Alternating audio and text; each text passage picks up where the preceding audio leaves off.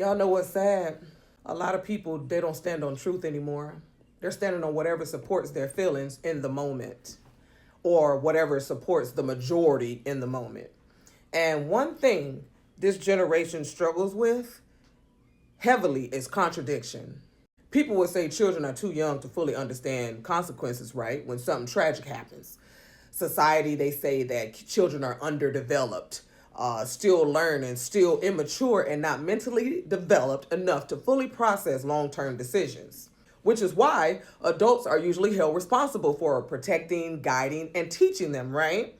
But then those same conversations suddenly change when it comes to gender identity and life-altering decisions, just based off feelings.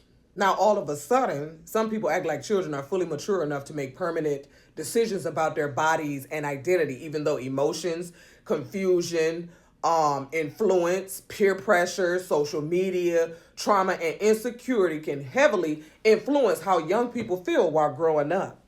That's where contradiction, it starts to show up.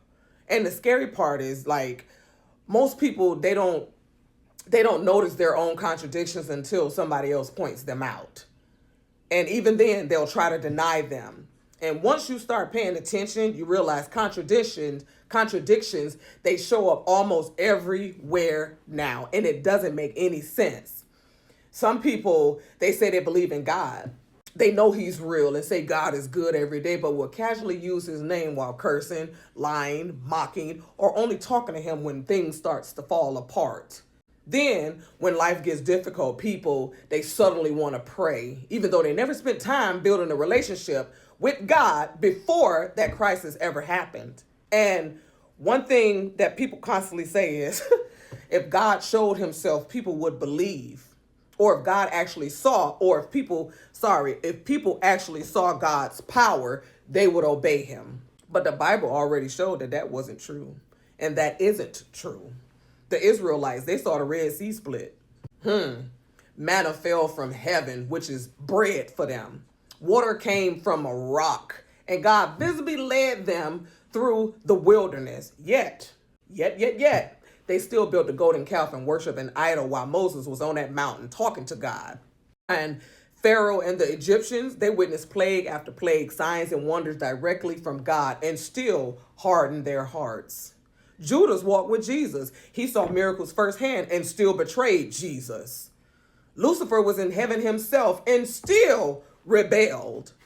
He still rebelled, y'all. That's why eventually we have to realize the real issue isn't lack of evidence. It's the condition of the heart. That's all it is. The condition of the heart. And many times people, they'll justify choices through emotions and feelings as if feelings are trustworthy, even though feelings can change real quick. They can change just like that. A person can feel angry one moment and calm the next. Certain feelings can come from pain, loneliness, pride, lust, insecurity, trauma, attention, confusion, or pressure. And that's why the truth matters more than emotions. Because emotions, they fluctuate constantly. But the truth doesn't. And that's exactly why truth makes people uncomfortable. People will bash folks online for cooking without a glove on their hands or without gloves while eating at restaurants every week using silverware that's been in thousands or millions of strangers' mouths. People constantly say, protect your marriage and watch out for people around your spouse. But the moment somebody else establishes boundaries, suddenly they call insecure, controlling, toxic, or jealous. And a lot of people say mental health matters, but will criticize somebody the moment they isolate, rest, protect their peace, or stop giving everybody unlimited access to them. And another thing, people, they tell others to heal, take time out for you, but they become uncomfortable once healing changes a person's boundaries, mindsets, habits, or accessibility. That kind of goes in line with the previous one I just said. And people say all the time, be yourself, until somebody starts thinking differently than the crowd. All of a sudden, you the problem. And you got a lot of people that say, don't judge me, while constantly judging everybody else from behind a screen. And another contradiction that people rarely talk about is how society reacts to retaliation. A lot of times, some people, they'll do something for so long behind the scenes. They'll lie, manipulate, cheat, steal, provoke, gossip, push buttons, or continuously hurt somebody privately. But the moment the other person finally reacts publicly or wherever, suddenly all the attention shifts to the reaction instead of what caused it. Make it make sense. Now, the responding person becomes the crazy one, the angry one, the problem, and the toxic one. When in reality, both people can be wrong. Both. Anybody ever thought about that? Now, that doesn't justify reacting badly, but it does show how quick people are to judge visible reactions while ignoring hidden behavior that led up to it. And a lot of people, they love quoting, guard your tongue, words matter, be careful what you say. But then let their own tongue roll out like a red carpet the moment gossip, drama, embarrassment, or somebody else's mistakes become entertaining to talk about. That's another contradiction. Because people usually love accountability until accountability points back at them. You know, some people will whoop their children, cuss them out, embarrass them, belittle them, and speak to them in ways so harsh that the child could barely even look up confidently. But then jump online and scream, call CPS over a short video that isn't remotely close to abuse. It could be them scaring their children or whatever, something funny. Now suddenly everybody becomes a perfect parent online. A therapist, a social worker, a psychiatrist, an investigator, and a news reporter. But in real life, those same people, they struggle having honest conversations face to face, expressing their own emotions maturely, or apologizing when they're wrong, or even telling people the truth about how they actually feel. That's a big one. That's another contradiction people avoid talking about. Because social media, it gives many people confidence to expose everybody else, while hiding from themselves. Then you got other people that say, oh, support my business or support small businesses, support black businesses. But then when somebody asks them to do something simple that doesn't even cost money, suddenly they're too busy. They don't respond. They don't share it. They don't show up or act like supporting others is inconvenient. But the reality is, y'all, a lot of people only love support when they're the ones receiving it. They don't like giving it. They just like receiving. A lot of people, they love fairness until fairness applies to them too. And a lot of these contradictions, they come from people wanting grace, understanding, freedom, or exceptions for themselves while holding completely different standards for everybody else. And it doesn't make any sense. People encourage men all the time to express emotions and be vulnerable.